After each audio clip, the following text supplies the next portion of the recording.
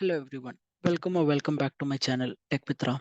In today's video, it would be a short demo on how to convert a PEM file to a PPK file and how to convert it back from the PPK format into a PEM format. This is a common use case when you SSH into a Linux instance or a web server. So without any further ado, let's get started. Before we get started, if you're new to the channel, please do subscribe to it. If you find the video useful, please like, share, and comment your feedback. Okay, so let's just start by Googling Putty, okay, or Putty or Puttigen, okay. We'll be redirected to a site called www.puttigen.com, which is the official site of Putty, okay. Go here, scroll down, you see download Puttigen on Windows, select under that here, there's a go to Putty installation download page, click on that. Wait for a second, scroll down. Here I can see that there's a 64-bit installer available, which is suited for my system. If it's a 30-bit, 32-bit system or something, you can choose this one. Okay, let me click on it. Okay, now there would be a countdown that's happening. Okay, one go. Okay, once the installer has been downloaded, click on it. Click on run, click on next, click on next, install, yes, finish. Let's close it. Now search for Putty in your system. So you have both Putty and Puttigen installed. So Putty would be used for actual connecting to instance, and Puttigen is a converter that would be used for our demo today. Okay, click on Puttigen. So I can see that no key. Let's load a PEM file that we have downloaded before.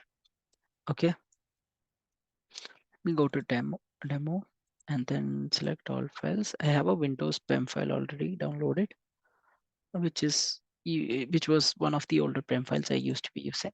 Okay, just double tap on that, click on OK. See that the PEM file is loaded. Now, how do I convert it into a PPK format? It's very simple. Click on Save Private Key option here. Click on Yes on the prompt. Save it as maybe test PPK.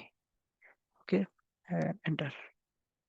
Now let me go to that folder and I can see that the Putty PPK file has been generated. We can further use this file to authorize any web server connections as a PPK. Okay. Now let's see how I can convert this PPK file back into a PEM.